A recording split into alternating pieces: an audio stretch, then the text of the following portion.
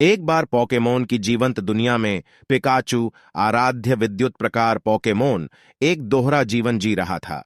जबकि हर कोई पिकाचू को प्यारा और हंसमुख प्राणी के रूप में देखता था, उन्हें कम ही पता था कि पिकाचू गुप्त रूप से एक कुख्यात अपराध में शामिल था, टैक्स धोखाधड़ी। पिकाचू का एक शरारती पक्ष था जो उसे गलत रास्ते पर ले गया। अपनी विनम्र जीवन शैली से तंग आकर पिकाचू विलासिता और फिजूल खर्ची से भरा एक भव्य जीवन चाहता था। यह माना जाता था कि कर चोरी बिना किसी प्रयास के अपार धन प्राप्त करने का शॉर्टकट था। अपनी तेज तेज गति और त्वरित सोच का उपयोग करते हुए पिकाचू ने अपनी वास्तविक आय और संपत्ति को छिपाते हुए अपने कर दस्तावेजों में हेरफेर करने में कामयाबी हासिल की। यह अपने वित्तीय लेन देन को छिपाने में चतुर था और लगातार अधिकारियों से एक कदम आगे रहता था। लेकिन अधिक धन और संपत्ति के लिए पिकाचू का लालच बेकाबू हो गया। इसने अपनी दोस्ती और जिम्मेदारियों की उपेक्षा करना शुरू कर दिया, केवल अवैध तरीकों से धन जमा करने पर ध्यान केंद्रित किया। पिकाचू का कभी हर्षित और देखभाल करने वाला व्यवहार धीरे धीरे फीका पड़ गया, जिसकी जगह धन दौलत की ठंडे दिल से खोजने ले ली। हालांकि पिकाचू के कुकर्म हमेशा के लिए छिपे नहीं रह सके।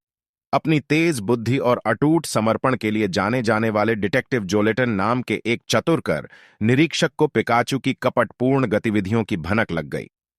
न्याय दिलाने और पिकाचू के कपटपूर्ण तरीकों को समाप्त करने के लिए दृढ़ संकल्पित डिटेक्टिव जोलेटन ने गहन जांच शुरू की।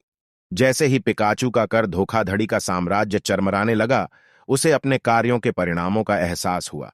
पिकाचू पर दोस्ती और ईमानदारी का सही मूल्य उभरने लगा और इससे हुए नुकसान के लिए उसे पश्चाताप हुआ। गहराई से पिकाचू जानता था कि यह धार्मिकता के मार्ग और पोकेमॉन के मूल सिद्धांतों से भटक गया था।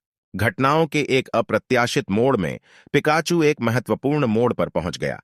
इसने अपने अपराधों को स्वीकार करते हुए और अपने कार्यों के लिए जिम्मेदारी स्वीकार करते हुए पाक साफ होने का फैसला किया। पिकाचू ने संशोधन करने का वचन दिया और समाज की भलाई के लिए अपने प्रभाव का उपयोग करने की कसम खाई। पिकाचू की कर धोखाधड़ी के रहस्योद्घाटन ने पोकेमॉन दुनिया को झकझोर दिया, लेकिन इसने अखंडता के महत्व और लालच के खतरों के बारे में एक मूल्यवान सबक के रूप में भी काम किया। पिकाचू ने अपनी गलतियों से सीखा, दूसरों को वित्तीय कदाचार के परिणामों को समझने और नैतिक व्यवहार को बढ़ावा देने में मदद करने के लिए छुटकारे की यात्रा शुरू की।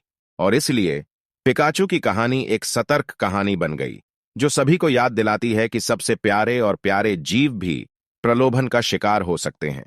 इसने ईमानदारी, करुणा और दुनिया में अपने मूल्यों के प्रति सच्चे रहने के महत्व पर जोर दिया, जहां धन की खोज कभी-कभी धार्मिकता के मार्ग पर हावी हो सकती है।